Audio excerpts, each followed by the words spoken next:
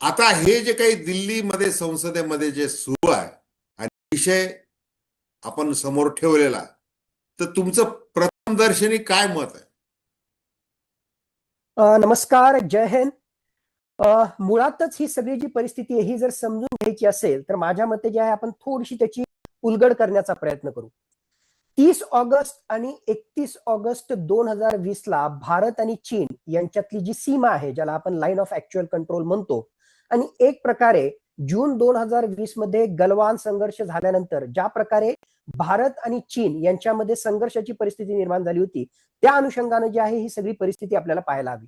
30 August आणि 31 August 2020 Rahul Gandhi जे उल्लेख त्या ठिकाणी त्यांनी करावान मॅगझिन मधलं एक आर्टिकल, आणि त्या कॅराव्हन मॅगझिन मधलं आर्टिकल कशावर आधारित होतं, जसा तुम्ही उल्लेख केला की आपले माजी लष्कर प्रमुख जनरल एम नरावने यांचं जे आत्मचरित्र आहे द 4 स्टार्स ऑफ डेस्टिनी, त्यातला जो आहे एक पॅराग्राफ उद्धृत त्या ठिकाणी केला होता, आणि त्याच्या आधारावर त्याचा आधार घेऊन राहुल गांधी जे ते संसदेमध्ये त्या ठिकाणी बोलत होते. मग मुळात काय परिस्थिती आहे, 31 ऑगस्ट 2020 रोजी काय झालं की भारत आणि चीन यांच्या लाईन ऑफ ऍक्च्युअल कंट्रोलवर, ज्याला आपण म्हणू south bank of Pangong so, आता आपल्याला माहिती की पँगॉंग तलाव त्यावेळेस जो आहे खूप गाजला होता, कारण तिथेच भारत आणि चीन यांच्यामध्ये संघर्ष झाला होता. तर त्याच्या दक्षिणी सीमेवर आणि तिथे ज्या कैलाश माउंटन रेंजेस आहेत, त्या कैलाश माउंटन रेंजेसवर वेगवेगळ्या प्रकारचे जे आहेत मार्ग आहेत, पासेस आहेत, आणि त्यापैकी एक महत्वाचा पास म्हणजे ज्याला आपण म्हणतो रेचिन ला पास. आता या छोट्या छोट्या टेकड्या ज्या आहेत त्या अत्यंत महत्वाच्या आहेत स्ट्रॅटेजिक पॉइंट ऑफ व्ह्यू, कारण त्या टेकड्यांवर ज्यानं कोणी कब्जा केला, तो समजा भारतानं जर त्या टेकड्यांवर कब्जा केला तर आपण हाईटवर असल्यामुळे एक प्रकारे चीन आपलं दुश्मन राष्ट्र जे आहे ते काय काय मुवमेंट करतं हे आपल्या लक्षात येऊ शकतं, आणि त्यांच्यावर आपण कंट्रोल ठेवू शकतो. आणि व्हाईस वर्सा, चीननं सुद्धा जर त्या टेकड्यांवर कंट्रोल केला तर सगळा जो आहे भारताचा एक प्रकारे महत्वाचा प्रदेश त्याच्या एक प्रकारे रेडारमध्ये येऊ शकतो किंवा त्याच्या नजरेमध्ये येऊ शकतो. म्हणून या टेकड्यांवर एक प्रकारे कब्जा मिळवणं हे अत्यंत महत्वाचं होतं, आणि हे ओळखूनच भारतीय सैनिकांनी काय केलं, 30 ऑगस्ट 31 ऑगस्ट 2020 च्या वेळी प्रीएम्प्टिव्ह म्हणजे अगोदरच काहीही दुसऱ्यांनी करण्याच्या अगोदरच आपण जे आहे त्या टेकड्यांवर कब्जा मिळवण्याचा त्या ठिकाणी प्रयत्न केला. मग आता टेकड्यांवर ज्यावेळेस आपण कब्जा मिळवत होतो त्याच वेळेस चीनच्या साईडनं, म्हणजे चीनच्या मोल्दो या साईडनं, म्हणजे चीनच्या साईडनं भारताच्या दिशेनं भारताच्या हद्दीमध्ये 4 चीनचे P-15 हे लाईट टँक जे होते, ते रणगाडे जे होते ते भारताच्या दिशेनं त्या ठिकाणी येत होते. आणि एवढंच नाही तर त्याला मोठ्या प्रमाणामध्ये चायनीज इन्फंट्री सोल्जर्सचा सुद्धा एक प्रकारे सपोर्ट त्या ठिकाणी होता, आणि अशा प्रकारे त्यांची मार्चिंग, अशा प्रकारे त्यांची घोडदौड ही भारताच्या हद्दीमध्ये त्या ठिकाणी सुरू होती. मग आता हा सगळा जो प्रदेश येतो तो आपल्या आर्मीचं जे नदन कमांड आहे त्या नदन कमांडच्या अखत्यारीत त्या ठिकाणी येतो. मग तिथले जे लोकल कमांडर्स होते त्यांनी त्यावेळेसचे northern army commander general Joshi यांच्या निदर्शनास ही बाब त्या ठिकाणी आणून दिली. जनरल जोशी यांनी लगेच ही सगळी बाब जी आहे त्यावेळेसचे आपले army chief general Manoj Mukund Naravane यांना याची माहिती त्या ठिकाणी दिली, आणि त्यांनी सांगितलं की आता या परिस्थितीमध्ये तुम्ही ऑथॉरिटीजचे आमच्यासाठी जे आहेत डिरेक्शन्स काय आहेत. म्हणजे नदन आर्मी कमांडरना आर्मी चीफला सांगितलं. आर्मी चीफ आफ्टर ऑल ते आर्म्ड फोर्सेसचा पार्ट आहेत. राजकीय नेतृत्व जे राजकीय नेतृत्वाकडून याच्याशी संबंधित काय डिरेक्शन्स आहेत हे समजण्यासाठी त्यांनी त्यावेळेसचे रक्षा मंत्री, त्यावेळेस म्हणजे आत्ताचे सुद्धा जे त्या ठिकाणी रक्षा मंत्री आहेत, national security adviser, chief of defence staff आणि फॉरेन मिनिस्टर यांना कॉन्टॅक्ट करण्याचा प्रयत्न केला, आणि त्यांच्याकडून जे आहेत एक प्रकारे सरकारकडून याच्याशी संबंधित आता पुढचे काय डिरेक्शन्स आहेत, काय इन्स्ट्रक्शन्स आहेत हे घेण्याचा त्या ठिकाणी प्रयत्न केला. ट्रेडिंग आणि स्टॉक मार्केटमध्ये तुम्ही कधीच सक्सेसफुल बनू शकत नाही जर जिम सिमन्स या लेजंडरी ट्रेडर कडून तुम्ही साधारणतः 8:15 वाजता पहिल्यांदा तशा प्रकारचा कॉन्टॅक्ट त्यांनी करण्याचा प्रयत्न केला, आणि पुढच्या साधारणतः 1.5 ते 2 तासामध्ये काही मिनिटांनंतर जे northern army commander general Joshi हे जनरल नरावने यांच्याशी एक प्रकारे विचारपूस करत होते की आता जे आहे चायनीज सोल्जर्स आणखीन पुढे आलेले आहेत, आता तर जे आहे लिटरली 500 मीटर अंतरावर आलेले आहेत, आमच्यासाठी पुढचे डिरेक्शन्स काय, पुढचे इन्स्ट्रक्शन्स काय. आणि त्या अनुषंगाने जनरल नरावने सुद्धा जे आहेत हायर ऑथॉरिटीज कडून तशा प्रकारचे निर्देश घेण्याचा प्रयत्न करत होते. साधारणतः 1.5 ते 2 तासानंतर रक्षा मंत्री यांनी अगोदर 1.5 ते 2 तासामध्ये काहीही निर्देश आले नाही, पण 1.5 ते 2 तासानंतर रक्षा मंत्री यांनी त्या ठिकाणी निर्देश त्या ठिकाणी दिले की आपको जो उचित लगता है वो आप कीजिए. तुम्हाला जे योग्य वाटतं ते तुम्ही त्या ठिकाणी करा. त्यावेळेसची परिस्थिती पाहून तुम्हाला जे योग्य वाटतं ते त्या ठिकाणी करा. आता आतापर्यंतची जी आहे युद्धभूमीवरची परिस्थिती किंवा हा सगळा जो कंटेक्स्ट आहे मी तो कंटेक्स्ट तुमच्या समोर त्या ठिकाणी ठेवला. आता याच्या पुढे जी आहे खरी गंमत आहे. आपण जो कुठला चष्मा त्या ठिकाणी घालणार आहोत, आपण जर काँग्रेसचा चष्मा त्या ठिकाणी घातला तर माझ्या मते हीच परिस्थिती, याच परिस्थितीमध्ये 1 2 3 4 5 गोष्टी मी त्या ठिकाणी सांगू शकतो. आपण जर बीजेपीचा चष्मा त्या ठिकाणी घातला तर हीच परिस्थिती, या परिस्थितीवर जे आहे 2 4 5 गोष्टी मी त्या ठिकाणी सांगू शकतो. आणि जर मी फक्त आणि फक्त तटस्थपणे आर्म्ड फोर्सेसच्या पॉइंट ऑफ व्ह्यू त्या ठिकाणी पाहिलं, किंवा मी म्हणेल की तटस्थपणेही न म्हणता जर मी आर्म्ड फोर्सेसचा चष्मा त्या ठिकाणी घातला आणि हीच परिस्थिती मी जर इंटरप्रिट करण्याचा, अनालाइज करण्याचा प्रयत्न केला तर माझे कमेंट्स काही वेगवेगळे त्या ठिकाणी येतील. तर मुळात सर्वात पहिल्यांदा मी त्या ठिकाणी जे आहे नेमकी युद्धभूमीवरची परिस्थिती काय होती ही तुम्हाला सांगण्याचा प्रयत्न त्या ठिकाणी केला. आणि त्याच्यानंतर आता आपण विश्लेषणामध्ये जाऊ. आणि जर म्हणजे ही चर्चा आपल्याला पुढे न्यायची असेल तर मग मी आता काँग्रेसचा स्टँड, बीजेपीचा स्टँड आणि तिसरा आर्म्ड फोर्सेसचा चष्मा या अँगलनं सुद्धा जे आहे या चर्चेला आपल्याला पुढे नेता येईल. तर तशी आपल्याला चर्चा पुढे न्यायची आहे सर? नक्कीच न्यायची आहे. कारण की आपण बघा की संसद कशासाठी असते, की प्रत्येक प्रश्नाची चर्चा व्हावी यासाठी असते. आता प्रश्न कोणते? देशाच्या सुरक्षेपासून तर अगदी मूलभूत सोयी सुविधांपर्यंत. म्हणजे आता बजेट आहे वगैरे या सगळ्या गोष्टींचं चर्चा.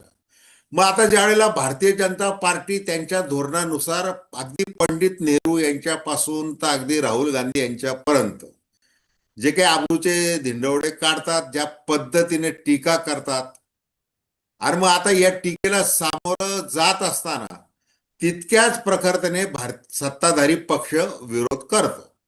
आता किरण रिजिजू असतील, अमित शहा असतील, राजनाथ सिंग असतील, स्वतः पंतप्रधान नरेंद्र मोदी असतील.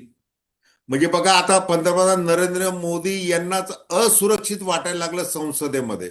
अशा प्रकारचं त्यांचं वक्तव्य की मेरी कबर खुदे म्हणजे म्हणजे माझी कबर खोदायला निघाले वगैरे या पद्धतीची भाषा तिथं केली जाते किंवा तसं होत आहे.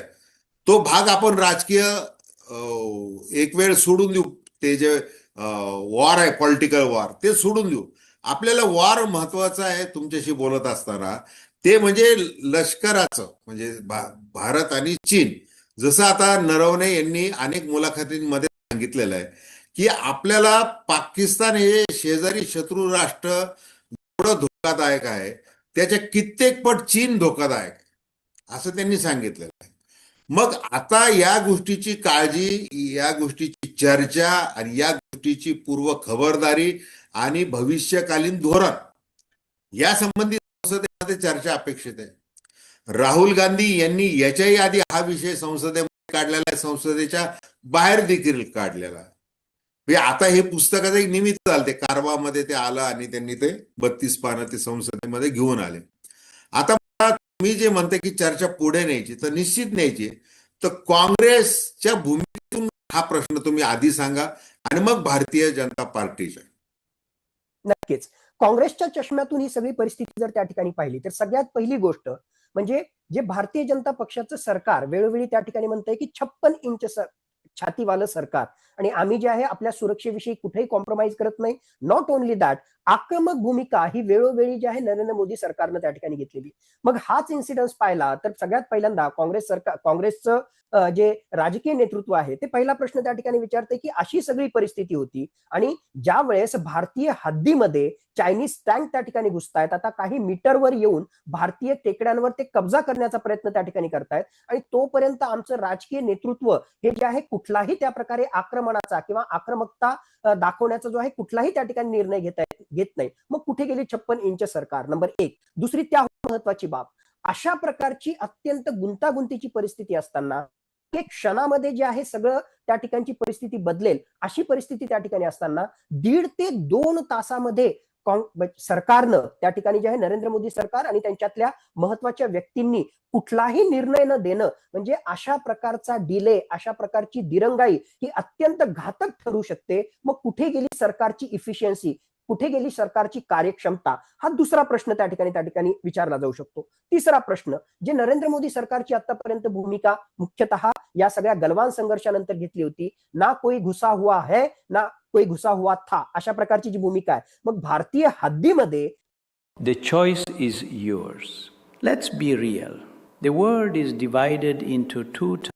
जर हे सैनिक त्या ठिकाणी घुसतायत आणि ऑलमोस्ट आता रेचिन लाच्या 500 मीटर पर्यंत जर ते त्या ठिकाणी घुसलेले आहेत, मग हे भारतीय हद्दीमध्ये घुसणं नाहीये का? मग या प्रश्नाविषयी म्हणजे तुम्ही जे काही स्टेटमेंट केलं होतं ते स्टेटमेंट खरं का, ही जी परिस्थिती सांगितलेली आहे ती खरी? आणि चौथी महत्वाची गोष्ट, कोणी साधा सुद्धा माणूस नाहीये ना, जो भारताचा आर्मी चीफ राहिलेला आहे, अशा आर्मी चीफ असलेल्या व्यक्तीनं जर त्याच्या आत्मचरित्रामध्ये अशा प्रकारची परिस्थिती त्या ठिकाणी सांगितली असेल, तर त्याचं पुस्तक हे मागच्या 1 वर्षापासून सुद्धा जास्त जे आहे मिनिस्ट्री ऑफ डिफेन्स मध्ये जे आहे पेंडिंग आहे. त्याला तुम्ही अप्रुव्हल त्या ठिकाणी दिलं नाही किंवा त्याच्याविषयी जे आहे कुठलीही तुम्ही भूमिका त्या ठिकाणी घेत नाही. ऑन द कॉन्ट्ररी, संसदेमध्ये किंवा बाकी जे आहे कुठली तरी नियमाच्या आड लपण्याचा तुम्ही त्या ठिकाणी त्याच्यात प्रयत्न करता, की संसदीय नियमाच्या अनुसार जे आहे जे पुस्तक पब्लिशच नाही त्याच्याविषयी तुम्हाला त्या ठिकाणी बोलता येणार नाही. बरं, 2 मिनिटासाठी पुस्तकाचा संदर्भ त्या ठिकाणी सोडा, पण जसा तुम्ही राईटली सांगितलं, याच्या अगोदर सुद्धा ज्या वेळेस भारत आणि चीन यांच्या संघर्षाविषयी चर्चा होण्यासाठी राहुल गांधी किंवा इतर विरोधी पक्ष नेत्यांनी प्रयत्न केला, त्या वेळेस जे आहे कुठेतरी त्याला आडकाठी घालण्याचा किंवा एक प्रकारे जे आहे कॉन्फिडेन्शियल क्लॉज, सिक्युरिटी क्लॉज घालून जे आहे त्याला थांबवण्याचा प्रयत्न हा बीजेपी सरकारने केला. आता आतापर्यंत मी जे बोललो ते जे आहे काँग्रेसच्या चष्म्यातून त्या ठिकाणी बोललो. हीच परिस्थिती आहे. आता याला आपण बीजेपीच्या परिस्थितीमधून त्या ठिकाणी पाहू. बीजेपी या ठिकाणी म्हणेल की अशा प्रकारची जर परिस्थिती असेल, सर्वात पहिल्यांदा तर जे आहे बीजेपी म्हणते की हा सगळा जो दावा केलेला आहे तो खरा आहे का खोटा आहे तेच आपल्याला माहित नाही, त्यामुळे तो दावाच ऍक्सेप्ट करायला बीजेपी त्या ठिकाणी तयार नाही. पहिली गोष्ट. 2 मिनिटासाठी ही गोष्ट खरी जरी मांडली तरी, आता बीजेपीच्या चष्म्यामधून ही गोष्ट खरी जरी त्या ठिकाणी मांडली तरी राजनाथ सिंग यांनी काय निर्देश दिले?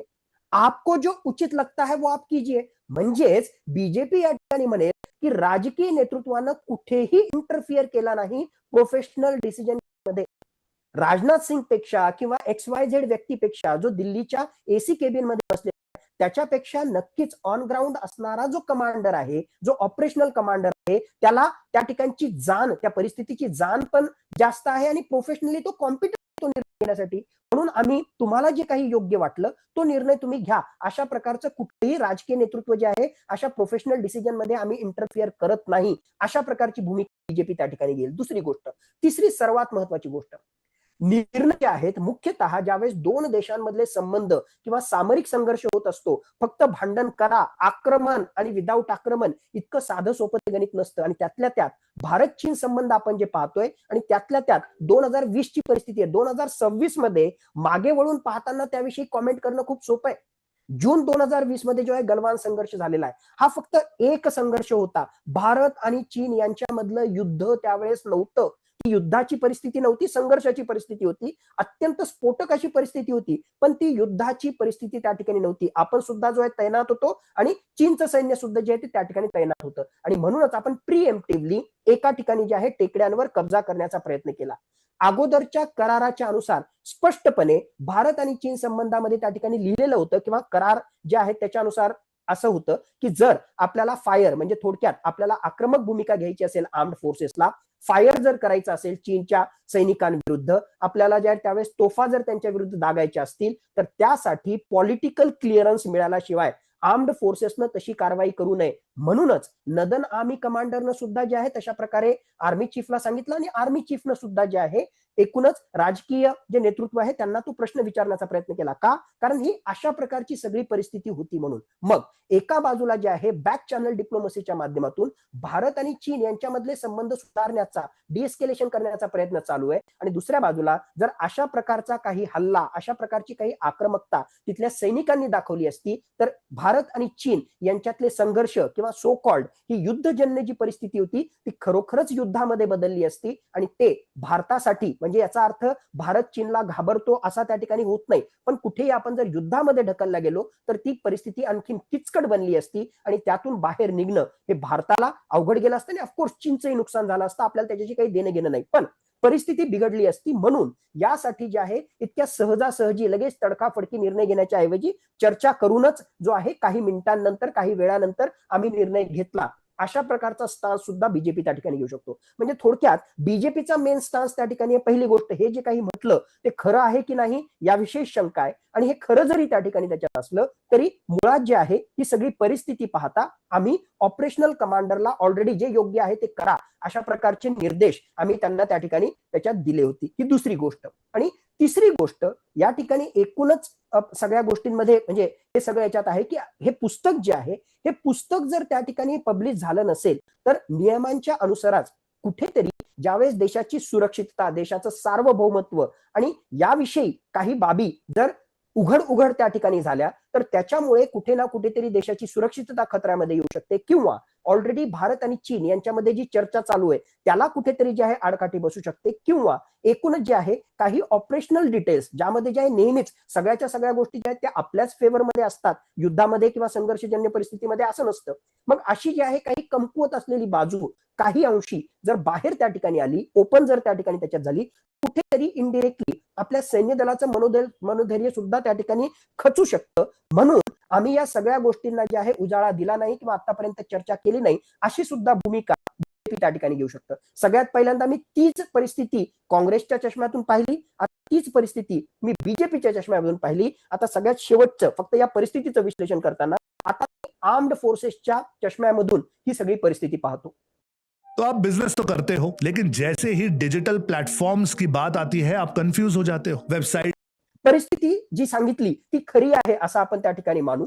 मग आता ही जर खरोखर परिस्थिती असेल तर मुळातच जनरल एम नरावने यांनी सुद्धा त्या पुस्तकामध्ये ही सगळी जी परिस्थिती त्या ठिकाणी व्यक्त केलेली आहे किंवा सांगितलेली आहे ती परिस्थिती यासाठी नाही की सरकार किती निष्क्रिय आहे किंवा सरकार आहे कसं आमच्यावर दबाव टाकतंय. On the contrary, General M Naravane ज्यावेळेस या प्रकारची परिस्थिती त्या ठिकाणी विशद करतात तर त्यांचा मेन कंटेक्स्ट जो आहे हाय स्टेक एन्व्हायरमेंट, म्हणजे आर्म्ड फोर्सेस मधले जे कमांडर्स आहेत किती विचित्र परिस्थितीमध्ये, किती क्लिष्ट परिस्थितीमध्ये, किती कॉम्प्लेक्स सिच्युएशन मध्ये त्यांना काम करावं लागतं. त्यांचा एक निर्णय आणि या निर्णयामध्ये जे आहेत किती वेगवेगळे प्रकारचे फॅक्टर त्यावर इम्पॅक्ट करत असतात, आणि तरी सुद्धा काही महत्वाचे निर्णय हे आर्म फोर्सेस कमांडर घेतात. आणि आर्मी चीफ म्हणून जनरल एम नरावने यांनी 2019 ते 2022 या काळामध्ये अशी काही परिस्थिती निर्माण झाली, त्यामध्ये मी कशा प्रकारे निर्णय घेतला, कुठले कुठले फॅक्टर आमच्यावर होते हे विशद करताना त्यावेळेस सांगितलं की हाय स्टेक एन्व्हायरमेंट, एका बाजूला दुश्मन असा आहे, दुसऱ्या बाजूला त्या ठिकाणचं वातावरण कसं आहे, आणि तिसऱ्या बाजूला आपण एक परिपक्व लोकशाही आहोत, आणि परिपक्व लोकशाहीमध्ये प्रोफेशनल आर्म्ड फोर्सेस म्हणून आपल्याला राजकीय काही महत्वाचे जे निर्णय असतात, स्पेशली जे स्ट्रॅटेजिक डिसिजन्स असतात, पॉलिसी डिसिजन्स असतात, ते राजकीय नेतृत्वाकडून क्लिअरन्स मिळाल्यानंतरच घ्यावे लागतात. म्हणून ही अशी सगळ्या प्रकारची परिस्थिती होती, आणि असा सगळा त्या ठिकाणी प्रकार असताना सुद्धा, काही डिले झालेला असताना सुद्धा, आणि एका बाजूला आता काही क्षणांमध्ये मला निर्णय त्या ठिकाणी घ्यायचा होता, ही सगळी परिस्थिती असताना सुद्धा आपले जवान त्या ठिकाणी जे आहेत ठाम त्या ठिकाणी राहिले. आणि मग स्मार्टनेस आपण केला. आपण काय केला की त्या ठिकाणी चीनच्या सैनिकांविरुद्ध आपल्याला तोफा तर जे आहे त्यावेळेस दागायच्या नाहीयेत, आपल्याला फायर तर सुरू करायचं नाही, पण आपले ऑलरेडी टेकड्यांवर असणाऱ्या या सगळ्या ज्या आर्टिलरी गन्स होत्या त्या आर्टिलरी गन्सचे जे नोझल आहेत, म्हणजे थोडक्यात त्याचं जे तोंड आहे त्याचं तोंड जे आहे उताराच्या खालच्या बाजूला आम्ही केलं. म्हणजे चायनीज सोल्जर्स जे आमच्या दिशेने त्या ठिकाणी येत होते त्यांच्या दिशेने जे आहे आम्ही त्यांचं तोंड त्या ठिकाणी केलं. कारण त्याच्या अगोदर आम्ही इलिमिनेटिंग फायर करून एक प्रकारे त्यांना वॉर्निंग देण्याचा प्रयत्न केला की चीनी सोल्जर्स तुम्ही वर येऊ नका, आमच्याशी संघर्षाची भूमिका घेऊ नका.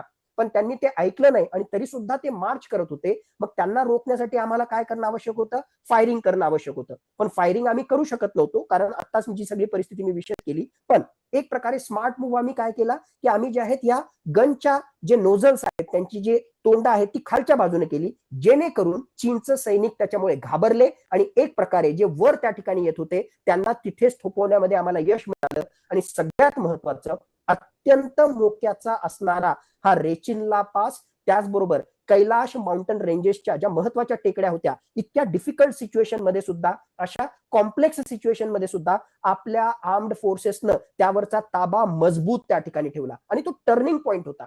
या सगळ्या टेकड्यांवर आपण कब्जा मिळवल्यामुळेच नंतर चर्चेच्या माध्यमातून या चीनी सोल्जर्सला आपल्याला त्या पँगॉंग सोच्या पॉइंट 4 पासून जे आहे मागं त्या ठिकाणी ढकलता आलं. म्हणजे या महत्वाच्या टेकड्यांवर कब्जा मिळवणं किती महत्वाचं होतं आणि ती सगळी प्रक्रिया करताना काय काय चॅलेंजेस आमच्या समोर आले, कशा प्रकारचं हाय स्टेक एन्व्हायरमेंट होतं, अशा प्रकारचं म्हणजे विशद करताना ही सगळी माहिती सांगताना हा चॅप्टर त्या ठिकाणी आलेला आहे. इथं कुठेही म्हटलं जात नाही की कुठलं सरकार चांगलं आणि कुठलं सरकार त्या ठिकाणी वाईट. सो आर्म्ड फोर्सेसच्या पॉईंट ऑफ व्ह्यूनं कितीही विपरीत परिस्थिती असली तरी आपलं आर्म्ड हे प्रोफेशनल आहे. एक प्रकारे लोकतंत्र व्यवस्थेमध्ये त्या ठिकाणी काम करून सुद्धा अल्टिमेटली जो आउटपुट द्यायचा आहे तो आउटपुट देताना जे आहे आपला आर्म फोर्सेस कुठेही कमी पडत नाही, हे या घटनेनं पुन्हा एकदा सिद्ध केलं. म्हणून मला वाटतं काँग्रेसचा चष्मा, बीजेपीचा चष्मा आणि माझ्या मते आर्म्ड फोर्सेसचा चष्मा, या तिन्ही चष्म्यामधून ही परिस्थिती मी सांगण्याचा प्रयत्न केला. आता आपकी जैसी श्रद्धा, लोकांना कोणाला जसं त्या ठिकाणी घ्यायचंय त्यांनी तसं त्याच्यातून घ्यावं. आज ढगे सर, तुम्ही चौकसपणे सगळ्या पैलू तुम्ही स्पष्ट केलेले आहेत. म्हणजे राजकीय पण केलेले आहेत, लष्कर म्हणून पण तुम्ही केलेले आहेत. त्याच्यानंतर सामरिक म्हणजे संबंध वगैरे याच्यावर पण तुम्ही प्रकाश टाकलेला आहे. आता म्हणून मला एक प्रश्न विचारायचा तुम्हाला, की तुम्ही सगळेच अँगल घेतलेले आहेत म्हणून आता तुम्ही भारतीय जनता पार्टीच्या दृष्टिकोनातून काय आहे ते सांगितलं, तर त्याला जोडून प्रश्न आहे की बघा, या दरम्यानच्या काळामध्ये 35 पुस्तकांना मंजुरी देण्यात आली त्या स्क्रिप्टला, ती संहिता जी आहे, आणि ती पुस्तकं प्रकाशित झाली. हे एकमेव असं पुस्तक आहे माजी लष्कर प्रमुखांचं की त्याला अनुमतीच दिली गेली नाही. ती का? कारण की जर तुम्ही भारतीय जनता पार्टीचा दृष्टिकोन सांगत असताना असं म्हणताय की संरक्षण मंत्री यांना ज्या वेळेला नरवणेंनी विचारलं की आता आम्हाला तुम्ही डिसिजन सांगा, तर त्याच्यावर त्यांनी उत्तर असं दिलं होतं की आपको उचित लगे वो कीजिए. आपका सेकंड ब्रेन आपका गट होता है. सुनो. मग हे जर समर्थनीय असेल भारतीय जनता पार्टीचं, मग ते पुस्तकाला का परवानगी नाकारली? खरंय.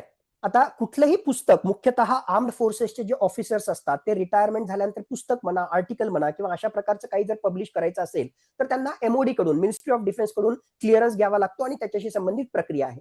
जसं तुम्ही राईटली पॉइंट आउट केलं, काय जनरल M नरावणे हे काही पहिले व्यक्ती नाहीयेत किंवा पहिले आर्मी चीफ नाहीयेत जे अशा प्रकारचं पुस्तक लिहित आहेत. याच्या आधी सुद्धा जे आहे खूप जणांनी अशा प्रकारचे पुस्तकं, आर्टिकल्स जे आहेत ते पब्लिश त्या ठिकाणी केलेले आहेत.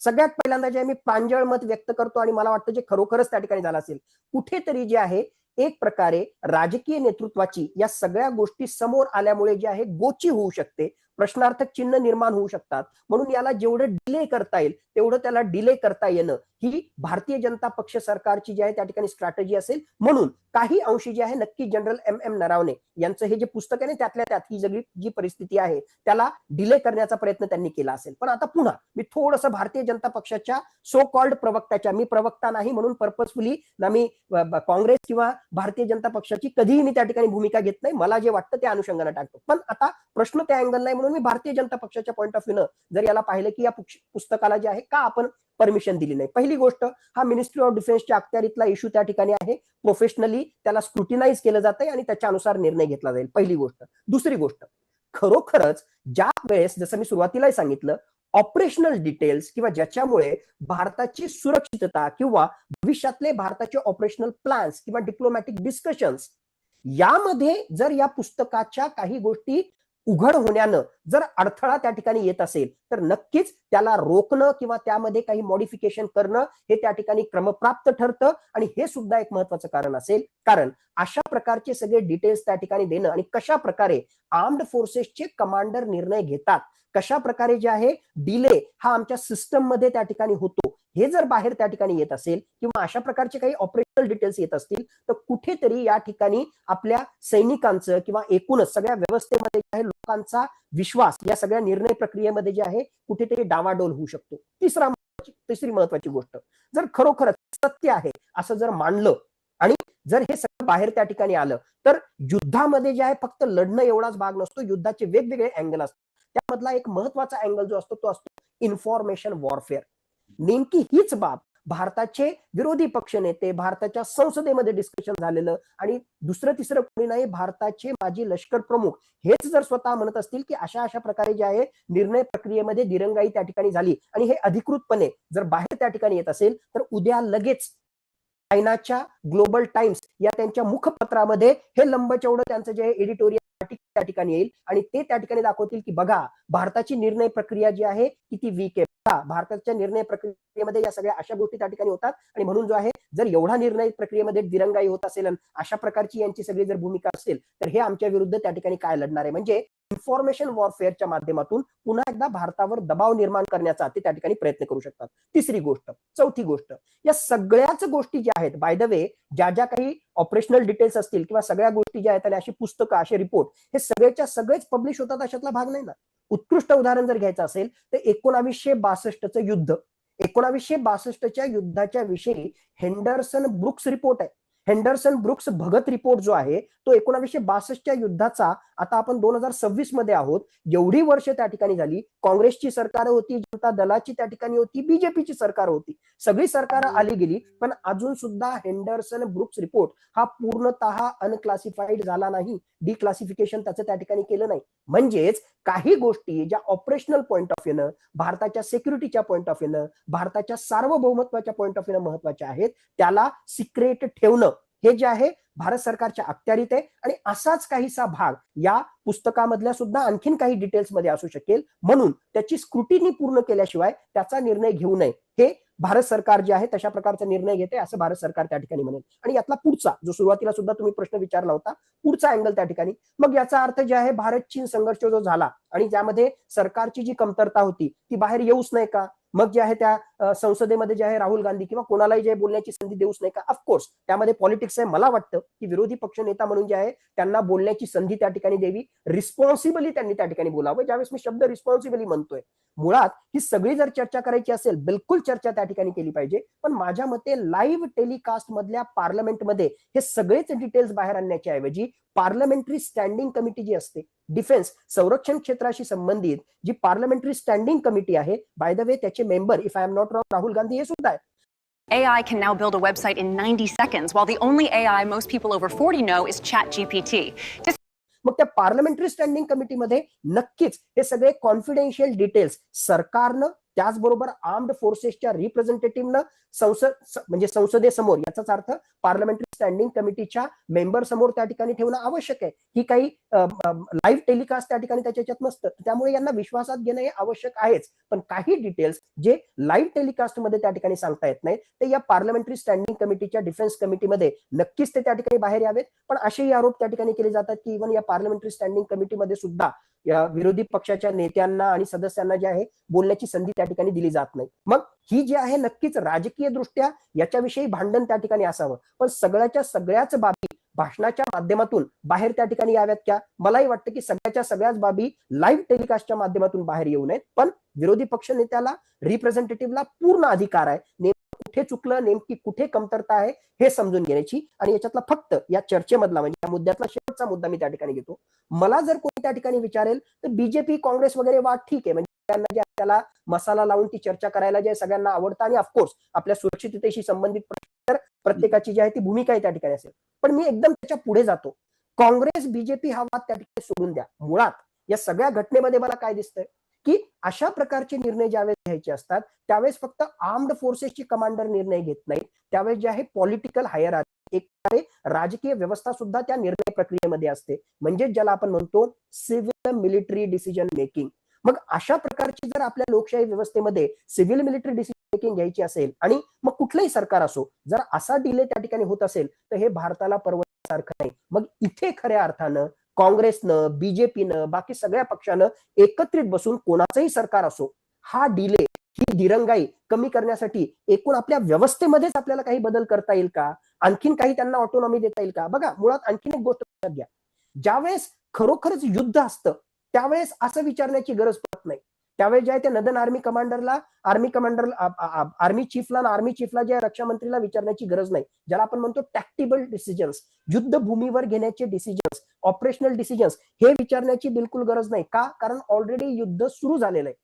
इथे किचकट प्रक्रिया अशी होती की तिथे युद्ध सुरू नव्हतं, संघर्षाची परिस्थिती होती आणि त्यातल्या त्यात जसा मी अगोदरचा एक पास्ट रेफरन्स त्या ठिकाणी दिला की असे करार झालेले आहेत आणि असे क्लिअर कट डिरेक्शन्स आहेत की फायर करण्याच्या अगोदर, कारण फायर केल्यामुळेच तो सगळा जो आहे गलवानशी संबंधित जो आहे तो प्रकार आणखीन किचकट झाला होता. तर फायर करण्याच्या अगोदर जे आहे पॉलिटिकल क्लिअरन्स घेणं आवश्यक आहे. म्हणून टॅक्टिकल युद्धभूमीवरचे निर्णय घेण्याचा पूर्ण अधिकार आज सुद्धा जो आहे तो आपल्या आर्म्ड फोर्सेसच्या कमांडरला त्या ठिकाणी आहे. पण स्ट्रॅटेजिक पॉलिसी डिसिजन्स जर घ्यायचे असतील तर ते पॉलिटिकल क्लिअरन्स आवश्यक आहे. मग ही अशा प्रकारची परिस्थिती पुन्हा निर्माण झाली तर पुन्हा जे आहे एवढाच डिले होऊ नये. काय जे आहे येस नो जो काही तुम्हाला निर्णय घ्यायचा आहे तो त्या ठिकाणी घ्या, पण त्याविषयी जे आहे आपल्याला आणखीन काही करता येईल का, अशी चर्चा करता येईल का, यातून काही मार्ग त्या ठिकाणी काढता येईल का? माझ्या मते ही परिपक्वता जर सरकारनं सुद्धा दाखवली आणि विरोधी पक्षानं दाखवलं तर यात भारताचं भलं आहे, भारताच्या सुरक्षा व्यवस्थेचं भलं आहे.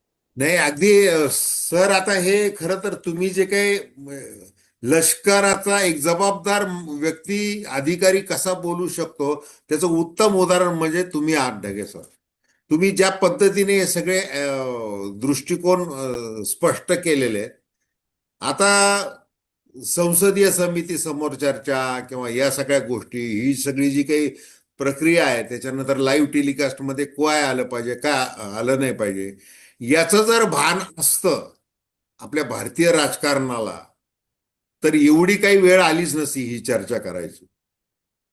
की आता ज्या पद्धतीने नको त्या गोष्टीवरून, म्हणजे मुख्य मुद्द्याचं जे उत्तर आहे खरं तर ते भारतीय जनता पार्टी म्हणजे सत्ताधारी पक्षाने हे सांगितलं पाहिजे, जे तुम्ही त्यांच्या चष्म्यातून भूमिका विशद केली की काय हे झालं पाहिजे. त्याच्यानंतर पुस्तकाला परवानगी द्यायची तर त्याची प्रक्रिया काय आहे, ते कुठले मुद्दे त्याच्यामध्ये आलेले आहेत, त्या प्रत्येक मुद्द्यावर चर्चा झाली पाहिजे संरक्षण खात्याच्या दृष्टिकोनातून, आणि मग ती अनुमती, हे सगळं ते आलं पाहिजेत बाहेर. पण तू तसं न सांगता जे काँग्रेसवर जे पंडित नेहरूंपासून मग ते काय महिला आक्रमण करणार होत्या याच्याकडे जे वळवलं जातं, त्याच्यामुळं सरकारही बदनाम होत आहे आणि विरोधी पक्ष सुद्धा बदनाम होतोय आणि नागरिक मात्र खऱ्या माहितीपासून नेहमीच वंचित राहतात.